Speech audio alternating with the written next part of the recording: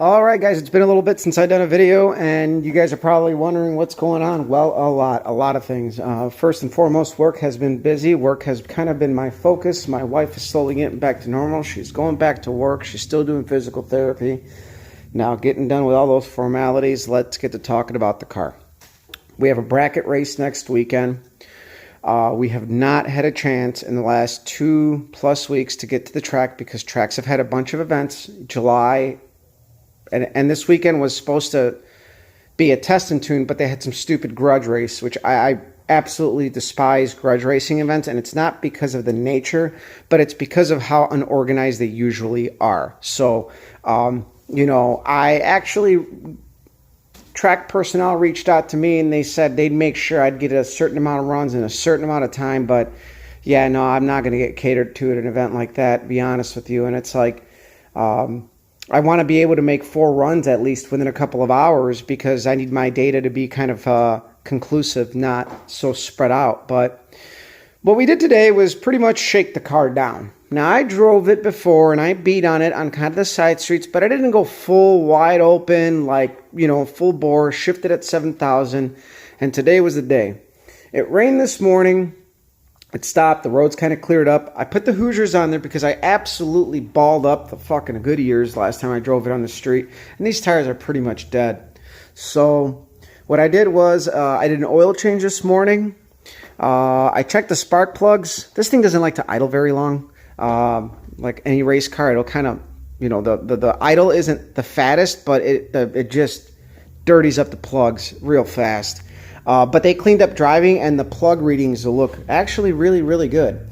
The AFR going down the road is pretty bang on. The only area where the idle is actually like not ideal is at idle. It's very lean, and there's a slight lean spot between low speed cruising and full wide open throttle transition. So I probably need to change the idle feed restrictors, open them up a little bit, and that should cure that. I would like my idle AFR right now is about it's in the 14.7 15.0 range, which is like it's pretty damn lean for a race car. Ideally, I want it somewhere in the higher 13s.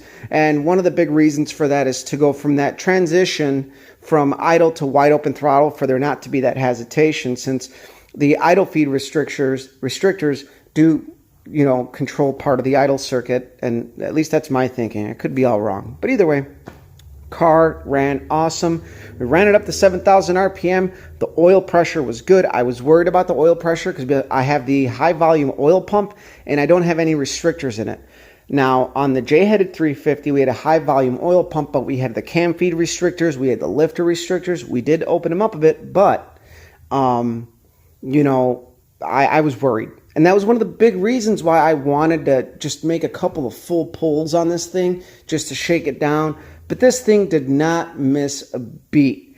Now, we have our base carburetor, but I do have an 850, which is probably going to run better with the 850, to be honest with you. But that's going to be for another day. We're not bracket racing this car next weekend. We're going to go out and take the Pontiac and race that until I can get this thing dialed in, because taking it down the street, making sure that it's good, does not mean that it is dialed in. And I need the car to be dialed in to go bracket racing. And yes, I could go out there and kind of guess it a little bit, but this thing was just as consistent as this car was in the past. So I'm going to go ahead and race this. So I figured I'd fill you guys in on that. Now, obviously, in the one video, you guys know we got our engine block back. Money is tight, so really, I don't want to spend, and I wouldn't say tight, I just need to be frugal at the moment and not spend a whole lot. There's a couple of things that I need. I need another oil pump and pickup for this combination, because we stick the oil pump, the pickup, and the pan from the J-headed 350, which is all sprawled out here. I need to get rings. I need to get an oil pump, a pickup, and I'm probably going to end up getting another pan. The Kenny Bell oil pan, I don't know if it's going to work with the Moroso pickup. So I really do not know what's going to happen with that. So either way, it's just a little update. I got stuff to do. It's Saturday. It's 1 o'clock. It's pretty nice out, so I hope you guys enjoy your weekend.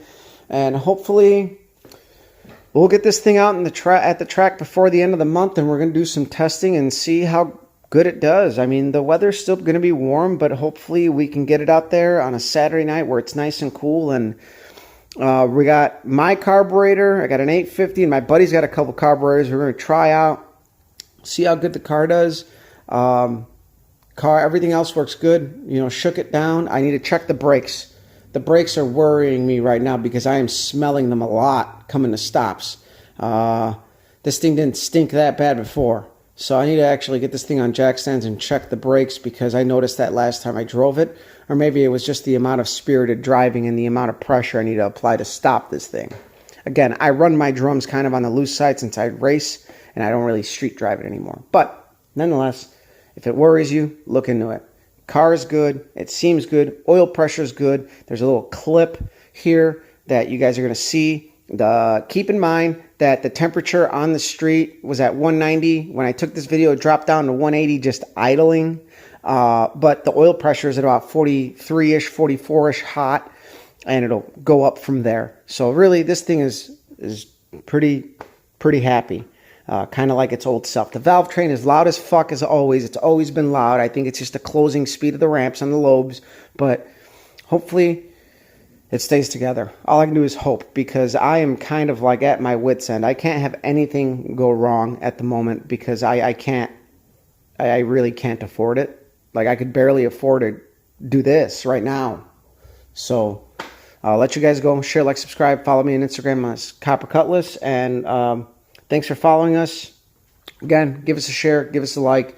I know there's big gaps in between when we do videos, but that's just the nature of the beast. We got life.